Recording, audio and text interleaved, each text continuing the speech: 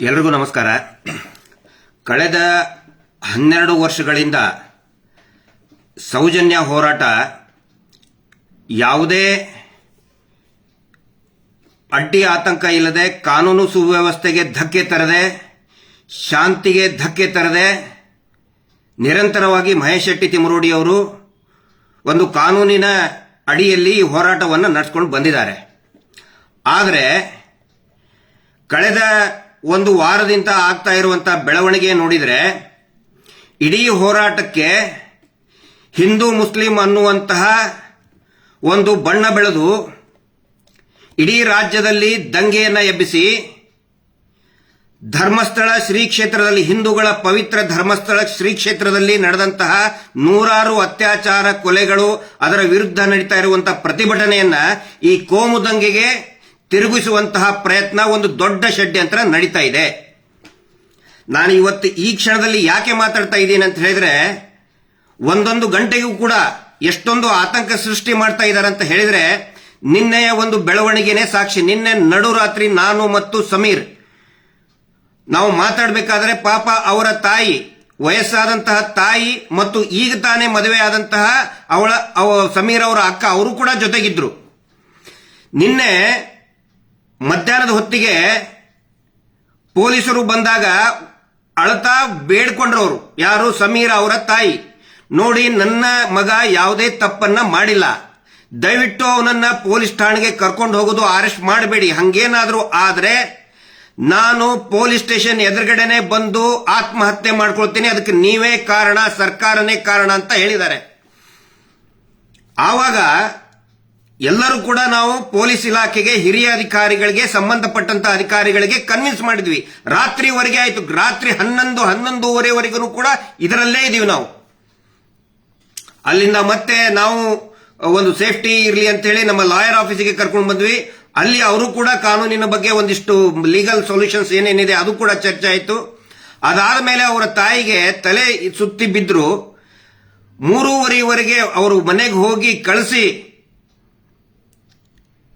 ಎಲ್ಲರೂ ಅವ್ರವ್ರ ಮನೆಗೆ ಹೋದ್ರು. ಈಗ ಮತ್ತೆ ಬೆಳಗ್ಗೆಯಿಂದ ಒಂದು ಸುದ್ದಿ ಬರ್ತಾ ಇದೆ.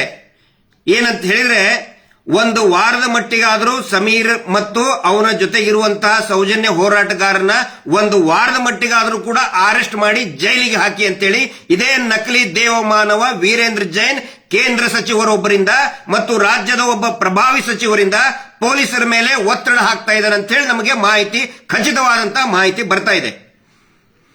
ಇದನ್ನು ನಾನು ಯಾಕೆ ಹೇಳ್ತಾ ಇದ್ದೀನಿ ಅಂತ ಹೇಳಿದ್ರೆ, ಪ್ರತಿಯೊಂದನ್ನು ಕೂಡ ಪಬ್ಲಿಕ್ ಡೊಮೇನ್ ಅಲ್ಲಿ ಇರಲಿ, ಸಾರ್ವಜನಿಕರಿಗೆ ಗೊತ್ತಾಗ್ಲಿ ಏನು ನಡೀತಾ ಇದೆ ಅಂತ ಹೇಳಿ, ಈ ರಾಜ್ಯದಲ್ಲಿ ಈ ವ್ಯವಸ್ಥೆಯಲ್ಲಿ ಏನು ನಡೀತಾ ಇದೆ ಅಂತ ಹೇಳಿ ಗೊತ್ತಾಗ್ಲಿ. ಪದೇ ಪದೇ ಹಿಂದೂ ಮುಸ್ಲಿಂ ಅಂತ ಮಾಡ್ತಾ ಇದ್ರಿ.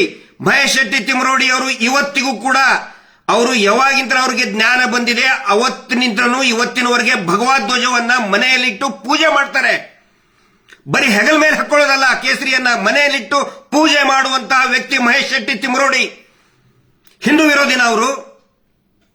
ಸಮೀರ್ ಏನಂತ ಮಾತಾಡಿದ್ರು, ಒಂದಿಷ್ಟು ಜನಕ್ಕೆ ಬಿಸ್ಕೆಟ್ ಎಸೆದು ಹಿಂದೂ ಮುಸ್ಲಿಂ ಅಂತ ಮಾಡ್ತಾ ಇದ್ರಿ. ದೇವಸ್ಥಾನ, ಹಿಂದೂ ದೇವಸ್ಥಾನದ ಬಗ್ಗೆ ಮಾತಾಡಿದ ಸಮೀರ್ ಅಂತ ಹೇಳ್ತಾ ಇದ್ರಿ. ಏನ್ ಮಾತಾಡಿದ ಸಮೀರ್? ಹಿಂದೂ ದೇವಸ್ಥಾನ ಹಿಂದೂಗಳದ್ದೇ ಇರಬೇಕು ಅಂತ ಹೇಳಿದ, ಅವನು ಹಿಂದೂಗಳದ್ದು ಅಲ್ಲ ಅಂತ ಹೇಳಿಲ್ಲ. ನಾಚಿಕೆ ಆಗ್ಬೇಕು ನಿಮಗೆ. ಒಂದು ಅತ್ಯಾಚಾರ ಪ್ರಕರಣದಲ್ಲಿ ಒಂದು ಹೆಣ್ಣು ಮಕ್ಕಳಿಗೆ ಧ್ವನಿ ಎತ್ತದ ಇಂತ ಸಮೀರಿನ ಬಗ್ಗೆ ಹಿಂದೂ ಮುಸ್ಲಿಂ ಮಾಡ್ತಾ ಇದ್ದೀರಿ ನೀವು. Shame on you. ನಿಮಗೆ ಒಂದು ಪ್ರಶ್ನೆ ಕೇಳ್ತೀನಿ, ಒಂದೇ ಒಂದು ಪ್ರಶ್ನೆ. ನಿನ್ನ ಮನೆಯ ಹೆಣ್ಣು ಮಗಳಿಗೆ, ನಿನ್ನ ಮಗಳು, ನಿನ್ನ ತಂಗಿನೋ, ಹೆಂಡತಿನೋ, ತಾಯಿಗೋ ಯಾವನಾದ್ರೂ ಒಬ್ಬ ಕಿರಾತಕ ಹಿಂದೂ ಎತ್ಕೊಂಡು ಹೋಗಿ ಹಾಳು ಮಾಡಿದ್ರೆ, ಆಯ್ತು ಬಿಡಪ್ಪ, ನಾನು ಹಿಂದೂ, ಅವನು ಅತ್ಯಾಚಾರ ಮಾಡಿದವನು ಹಿಂದೂ, ಹೋಗ್ಲಿ ಬಿಡು ಅಂತೇಳಿ ಸುಮ್ಮನೆ ಬಿಡ್ತೀಯ? ನಾಲಾಯಕ್. ಒಬ್ಬ ಮುಸಲ್ಮಾನ ಹೆಣ್ಣು ಮಗಳನ್ನ ಒಬ್ಬ ಮುಸಲ್ಮಾನ್ ಕಿರಾತಕ ಎತ್ಕೊಂಡು ಹೋಗಿ ಅತ್ಯಾಚಾರ ಮಾಡಿ ಹಾಳು ಮಾಡಿದ್ರೆ, ಆಯ್ತು ಬಿಡಪ್ಪ, ಮುಸಲ್ಮಾನೇ ಮಾಡಿದ ಬಿಡು ಅಂತ ಯಾರಾದ್ರೂ ಸುಮ್ಮನೆ ಬಿಡ್ತಾರ? ಕ್ರಿಶ್ಚಿಯನ್ರಿಗೂ ಕೇಳ್ತಾ ಇದ್ದೀನಿ, ಜೈನ್ರಿಗೂ ಕೇಳ್ತಾ ಇದ್ದೀನಿ, ದಯವಿಟ್ಟು ಈ ಸುಳ್ಳು ಸುಳ್ಳು ಪೋಸ್ಟ್ ಹಾಕ್ತಾ ಇರುವಂತ, ವಿಷ ಉಗುಳ್ತಾ ಇರುವಂತ, ಹಿಂದೂ ಮುಸಲ್ಮಾನ್ ಅಂತ ವಿಷ ಉಗುಳ್ತಾ ಇರುವಂತ ಪೋಸ್ಟ್ ಗಳನ್ನ ದಯವಿಟ್ಟು ನಂಬಬೇಡಿ. ಸಮೀರನ್ ಮೇಲೆ ಸೋಮೋಟೋ ಕೇಸ್ ಹಾಕ್ತಿರಲ್ಲ ನೀವು, ಸ್ವಯಂ ಪ್ರೇರಿತ ದೂರು ದಾಖಲೆಯನ್ನು ಮಾಡಿದ್ರಲ್ಲ, 299 ಅರೆಸ್ಟ್ ಮಾಡೋದಕ್ಕೆ ಬರೋದಿಲ್ಲ. ಸುಪ್ರೀಂ ಕೋರ್ಟಿನ ಆದೇಶ ಇದೆ. ಆದರೂ ಕೂಡ ನಿನ್ನೆ ಪೊಲೀಸರು ಬಂದು ಅರೆಸ್ಟ್ ಮಾಡಕ್ ಬಂದಿದ್ರಿ. ಈ ಕೋಮು ಗಲಭೆ ಎಬ್ಬಿಸ್ತಾ ಇರುವಂತ ಫೇಕ್ ಅಕೌಂಟ್ ನಲ್ಲಿ ಎಷ್ಟೋ ಜನ ಫೇಕ್ ಅಕೌಂಟ್ ನಲ್ಲಿ ಹಿಂದೂ ಮುಸಲ್ಮಾನ್ ಮಾಡ್ತಾ ಇದಾರಲ್ಲ, ಅವ್ರ ಮೇಲೆ ಯಾಕೆ ಸೋಮೋಟೋ ಕೇಸ್ ಇವತ್ತಿನವರೆಗೂ ರಿಜಿಸ್ಟರ್ ಆಗಲಿಲ್ಲ ಅನ್ನೋ ಪ್ರಶ್ನೆಯನ್ನ ನಾನು ಕೇಳ್ತಾ ಇದ್ದೀನಿ. ಅಂದ್ರೆ ಈ ವೀರೇಂದ್ರ ಜೈನ್ ನಕಲಿ ದೇವಮಾನವ ಸಿಕ್ಕಾಪಟ್ಟೆ ದುಡ್ಡಿದೆ, ದೇವಸ್ಥಾನವನ್ನ ಕಂಟ್ರೋಲ್ ಮಾಡ್ತಾನೆ.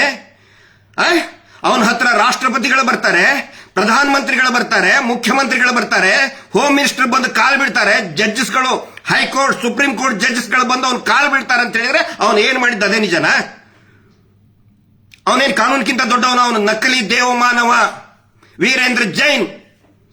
ಅವನ ತಮ್ಮ 100 ಕೊಲೆಗಳನ್ನ ಮಾಡಿದ, 100 ಹೆಣ್ಣು ಮಕ್ಕಳನ್ನ ಕೊಂದು ಕೊಲೆ ಮಾಡಿ ನೇತ್ರಾವತಿ ನದಿಯಲ್ಲಿ ಕಾಡಿನಲ್ಲಿ ಬಿಸಾಕಿದ್ದಾನೆ. ಅದರ ಸಾಕ್ಷಿ ನನ್ನ ಹತ್ರ ಇದೆ. ಸುಳ್ಳು ಮಾತಾಡ್ತಾ ಇದ್ರೆ ನನಗೆ ಅರೆಸ್ಟ್ ಮಾಡ್ಕೊಂಡು ಹೋಗ್ಲಿ. ನಾನು ತಪ್ಪು ಮಾತಾಡ್ತಾ ಇದ್ರೆ, ನಾನು ದಾಖಲೆ ಸಾಕ್ಷಿಗಳನ್ನ ಕೊಡದೆ ಹೋದ್ರೆ ಫಸ್ಟ್ ನನ್ನನ್ನು ಅರೆಸ್ಟ್ ಮಾಡಿ ಅಂತ ಸರ್ಕಾರ ಕೇಳ್ತಾ ಇದ್ದೀನಿ. ನಾನು ಬೊಗಳೆ ಬಿಡ್ತಾ ಇಲ್ಲ. ಇಲ್ಲಿವರೆಗೆ ನಾವು ಹೇಳಿದ್ದು ಬರೀ 10%, 10% ಇನ್ನೂ ಎಲ್ಲವೂ ಇದೆ. ಎಲ್ಲ ಇಟ್ಕೊಂಡು ಕೂತ್ಕೊಂಡಿದ್ದೀವಿ ನಾವು, ಸುಮ್ಮನೆ ಬೊಗಳೆ ಬಿಡ್ತಾ ಇಲ್ಲ. ಇಲ್ಲಿ ಸರ್ಕಾರ ಇವತ್ತು ನಮಗೆ ಹೇಳಿ ಆಯ್ತು ತೋರಿಸು ಅಂತ ಹೇಳಿ, ತೋರಿಸಲಿಲ್ಲ ಅಂದ್ರೆ ನಮಗೆ ಅರೆಸ್ಟ್ ಮಾಡ್ಕೊಂಡು ಹೋಗಿ. ನೀವು ವಾಸ್ತವವನ್ನೇ ಹೇಳ್ತಾ ಇದೀವಿ ಇಲ್ಲಿ. ಅದಕ್ಕೆ ಎಲ್ರಿಗೂ ನಾನು ವಿನಂತಿ ಮಾಡ್ಕೊಳ್ತಾ ಇದ್ದೀನಿ. ಸುಮಾರು ಜನ ಕಾಲ್ ಮಾಡ್ತಾ ಇದ್ದಾರೆ, ವಿಶೇಷವಾಗಿ ಯೂಟ್ಯೂಬರ್ಸ್ಗಳು ತುಂಬಾ ಒಂದು ಕಾಳಜಿಯಿಂದ ಒಂದು ಕಾಲ್ ಮಾಡ್ತಾ ಇದ್ದಾರೆ, ಸಿಗ್ತೀವಿ ಭೇಟಿ ಆಗಬೇಕು ಅಂತ ಹೇಳ್ತಾ ಇದ್ದಾರೆ. ಎಲ್ಲರಿಗೂ ನನಗೆ ಮಾತಾಡಕ್ ಆಗ್ತಾ ಇಲ್ಲ. ಇನ್ನು ಸ್ವಲ್ಪ ಹೊತ್ತಿನಲ್ಲೇ ಸಮೀರ್ಗೆ ಬಳ್ಳಾರಿ ಕರ್ಕೊಂಡು ಹೋಗ್ಬೇಕು. ಇಲ್ಲಿ ನಮಗೆ ಮತ್ತೆ ಪೊಲೀಸರಿಗೆ ಯಾವುದೇ ಸಂಘರ್ಷ ಇಲ್ಲ. ಇವ್ರು ಏನ್ ಮಾಡ್ತಾ ಇದ್ದಾರೆ, ನಾವು ಪೊಲೀಸರ ಅಗೇನ್ಸ್ಟ್ ಮಾತಾಡಬೇಕು, ನಾವು ಆಂಟಿ ಪೊಲೀಸ್ ಅಂತ ತೋರಿಸಬೇಕು, ಆನಂತರ ನಾವು ಮೀಡಿಯಾ ವಿರುದ್ಧ ಮಾತಾಡಬೇಕು, ನಾವು ಮತ್ತೆ ಮೀಡಿಯಾ ಅಗೇನ್ಸ್ಟ್ ಅಂತ ತೋರಿಸಬೇಕು ಅನ್ನುವಂತಹ ಒಂದು ವಾತಾವರಣ ಸೃಷ್ಟಿ ಮಾಡ್ತಾ ಇದ್ದಾರೆ. ನಮಗೆ ಪೊಲೀಸರಿಗೆ ಯಾವುದೇ ಸಂಘರ್ಷ ಇಲ್ಲ. ನಮ್ಮ ಹೋರಾಟ ಪೊಲೀಸರ ವಿರುದ್ಧ ಇಲ್ಲ, ಅಥವಾ ಯಾವುದೇ ರಾಜಕೀಯ ಪಕ್ಷದ ಸಿದ್ಧಾಂತದ ವಿರುದ್ಧನೂ ಕೂಡ ಖಂಡಿತ ಇಲ್ಲ, ಮಾಧ್ಯಮಗಳ ವಿರುದ್ಧನೂ ಕೂಡ ಇಲ್ಲ. ಆದರೆ ಅನೇಕ ಜನ ಯೂಟ್ಯೂಬರ್ಸ್ಗಳು ಇವತ್ತು ಈ ಹೋರಾಟದ ಶಕ್ತಿಯಾಗಿ ಮುಂದೆ ನಿಂತ್ಕೊಂಡಿದ್ದಾರೆ. ಅವರೆಲ್ಲರಿಗೂ ನಾನು ಹೇಳ್ತಾ ಇದ್ದೀನಿ, ದಯವಿಟ್ಟು ಇನ್ನೂ ಹೆಚ್ಚಾಗಿ ಮಾತಾಡಿ, ಮತ್ತು ಪ್ರತಿಯೊಬ್ಬ ಜನಸಾಮಾನ್ಯನು ಕೂಡ ಮಾತಾಡಿ. ಇದು ಬರೀ ನಮ್ಮ ಪ್ರತಿಷ್ಠೆ ಅಲ್ಲ, ನಾವೇ ಮಾತಾಡ್ಬೇಕಂತಿಲ್ಲ, ನಾವೇ ಮಾತಾಡ್ತಾ ಇದೀವಿ. ದಯವಿಟ್ಟು ಇನ್ನು ಮೇಲೆ ಪ್ರತಿಯೊಬ್ಬ ಜನಸಾಮಾನ್ಯನು ಕೂಡ ಪ್ರಶ್ನೆ ಕೇಳಿ, ಈ ವ್ಯವಸ್ಥೆಗೆ ಕೇಳಿ. ಸಮೀರ್ ಮೇಲೆ ಸೆಕ್ಷನ್ 299 BNS ಅರೆಸ್ಟ್ ಮಾಡೋ ಹಂಗೆ ಇಲ್ಲ, ಆದ್ರೂ ಕೂಡ ಬಂದ್ ಹೋಗಿ ಅಂತ ಇದ್ದಾರೆ. ನಾವು ಹೋಗ್ತೇವೆ. ಪೊಲೀಸರಿಗೆ ನಾನು ಮಾತು ಕೊಟ್ಟಿದ್ದೀನಿ, ಸಮೀರನ್ನು ನಾನು ಕರ್ಕೊಂಡು ಬಂದೇ ಬರ್ತೀನಿ. ಮತ್ತೆ ಪೊಲೀಸರು ಕೂಡ ತುಂಬಾ ಚೆನ್ನಾಗಿ ಸ್ಪಂದನೆ ಮಾಡಿದ್ದಾರೆ. ಅಲ್ಲಿ ಇರುವಂತಹ ಠಾಣಾಧಿಕಾರಿ ಇರ್ಬೋದು, ಬಳ್ಳಾರಿ ಅವರು ಇರ್ಬೋದು, ಹಿರಿಯ ಅಧಿಕಾರಿಗಳಿರ್ಬೋದು, ಮತ್ತು ಕರ್ಕೊಂಡು ಬಂದಂತ ನಿನ್ನೆ ನಮ್ಮ ಜೊತೆಗಿದ್ದಂತ ಎಲ್ಲಾ ಸ್ಟಾಫ್ಗಳು ಕೂಡ, ಬಳ್ಳಾರಿ ಪೊಲೀಸರು ಇರ್ಬೋದು, ಜಿಗಣಿ ಇರ್ಬೋದು, ಎಲ್ಲರೂ ಕೂಡ ಚೆನ್ನಾಗಿ ವರ್ತನೆ ಮಾಡಿದ್ದಾರೆ. ಆದ್ರೆ ನೋಡಿ, ಈ ಶೀನಪ್ಪ ಅನ್ನುವಂತ ವ್ಯಕ್ತಿ ಎಲ್ಲಾ ಯೂಟ್ಯೂಬರ್ಸ್ಗಳಿಗೂ ಕೂಡ ನೋಟಿಸ್ ಕೊಟ್ಟು ಬ್ಲಾಕ್ ಮಾಡಿಸಿದ. ಅದೇ ಶೀನಪ್ಪನ ವಿರುದ್ಧ 10 ವರ್ಷದವರೆಗೆ ಶಿಕ್ಷೆ ಆಗುವಂತಹ ಸುಗ್ರೀವಾಜ್ಞೆ ಇದ್ರೂ ಕೂಡ ಯಾಕೆ ಅರೆಸ್ಟ್ ಮಾಡ್ತಾ ಇಲ್ಲ? ಯಾಕೆ ಅವನು ಕರ್ಸ್ಕೊಳ್ಳಿಲ್ಲ ಪೊಲೀಸ್ ಸ್ಟೇಷನ್ಗೆ? ಇವರು ಮಾಡ್ತಾ ಇರೋ ಮೀಟರ್ ಬಡ್ಡಿ ದಂಧೆಯಿಂದ ಊರೂರಲ್ಲಿ ಹೆಣಗಳ ಬೀಳ್ತಾ ಇದೆ. ಇದೇ ಧರ್ಮೋದ್ಯಮಿ ವೀರೇಂದ್ರ ಜೈನ್ ಮಾಡ್ತಾ ಇರುವಂತಹ ಒಂದು ಡ್ರಾಮಾ ಕಂಪನಿ, ಗ್ರಾಮ ಅಭಿವೃದ್ಧಿ ಯೋಜನೆ, ಅದರಿಂದ ಊರೂರಲ್ಲಿ ಜಗಳ ಆಗ್ತಾ ಇದೆ ರೀ. ಆತ್ಮಹತ್ಯೆ ಆಗಿದೆ. ಇಲ್ಲೇ ಚಿಕ್ಕಬಳ್ಳಾಪುರದಲ್ಲಿ ಒಬ್ಬ 2 ವರ್ಷದ ನವ ವಿವಾಹಿತೆ ಅರ್ಪಿತಾ ಅನ್ನೋಂಥವ್ರು ಊರಲ್ಲಿ ಹಾಕೊಂಡಿದ್ದಾರೆ. ಫೋಟೋ ಕೂಡ ಕಳಿಸಿದೀವಿ ನಾವು. ಯಾಕೆ ಅರೆಸ್ಟ್ ಮಾಡ್ತಾ ಇಲ್ಲ? ಅವನ್ನ ಯಾಕೆ ತನಿಖೆ ಆಗ್ತಾ ಇಲ್ಲ? ಕಾನೂನ್ಗಿಂತ ದೊಡ್ಡವನ? ಸಂವಿಧಾನಕ್ಕಿಂತ ದೊಡ್ಡವರಾದ್ರೆ ಎಲ್ಲಾದ್ರು? ಇದನ್ನ ನಾನು ಕೇಳ್ತಾ ಇದ್ದೀನಿ. ಪಾಪ ಸಮೀರ್ ಒಂದು ನ್ಯಾಯದ ಆಗ್ರಹ ಮಾಡಿದ್ದಕ್ಕೆ ಅವನ ಮೇಲೆ ಸೋಮೋಟೋ ಅಂದ್ರೆ ಸ್ವಯಂ ಪ್ರೇರಿತ ದೂರು ದಾಖಲು ಮಾಡಿದ್ರಿ. ಸುಗ್ರೀವಾಜ್ಞೆಯಲ್ಲಿ 11-12 ಜನ ಹೆಣ್ಮಕ್ಳು ಕಂಪ್ಲೇಂಟ್ ಕೊಟ್ಟರು. ಆ ಚೀನಪ್ಪನ ಮೇಲೆ, ಅನಿಲ್ ಕುಮಾರ್ ಮೇಲೆ, ಮೀಟರ್ ಬಡ್ಡಿ ದಂಧೆ ಮಾಡ್ತಿರುವಂತ ಅನಿಲ್ ಕುಮಾರ್ ಮೇಲೆ ಯಾಕೆ ಅರೆಸ್ಟ್ ಮಾಡಿಲ್ಲ? ಆ ಪ್ರಶ್ನೆ ನಾವು ಕೇಳ್ತಾ ಇದ್ದೀವಿ. ದಯವಿಟ್ಟು ಎಲ್ರಿಗೂ ಒಂದು ವಿನಂತಿ ಮಾಡ್ತಾ ಇದ್ದೀನಿ. ಇವತ್ತು ಸಾಯಂಕಾಲದವರೆಗೆ ಏನಾಗುತ್ತೋ ಅನ್ನೋದು ಗೊತ್ತಿಲ್ಲ. ಈಗ 1 ಗಂಟೆಯಲ್ಲಿ ಸಮೀರ್ ಅವ್ರನ್ನ ನಾನು ಕರ್ಕೊಂಡು ಹೋಗ್ತಾ ಇದ್ದೀನಿ. ಏನೇನು ಪ್ರಿಕಾಷನ್ ತಗೋಬೇಕು ಅದೆಲ್ಲಾ ಪ್ರಿಕಾಷನ್ಗಳನ್ನ, ಕಾನೂನಿನ ಪ್ರಿಕಾಷನ್ಗಳನ್ನ ನಾವು ತಗೊಳ್ತೀವಿ. ಓಡಿ ಹೋಗುವಂತದ್ದೇನಿಲ್ಲ ಇಲ್ಲಿ. ನಾನು ಯಾಕೆ ಇಷ್ಟೊಂದು ಇದು ಮಾಡ್ತಾ ಇದ್ದೀನಿ ಅಂದ್ರೆ, ನಾನು ವೈಯಕ್ತಿಕವಾಗಿ ಮತ್ತು ಈ ಹೋರಾಟಗಾರರು ಜೈಲಿಗೆ ಹೋಗೋದಕ್ಕೆ ನಾವು ಹೆದರ್ಕೊಂಡಿಲ್ಲ. ಪಾಪ ಆ ಹುಡುಗ ಈಗ ಇನ್ನು 20-21 ವರ್ಷ.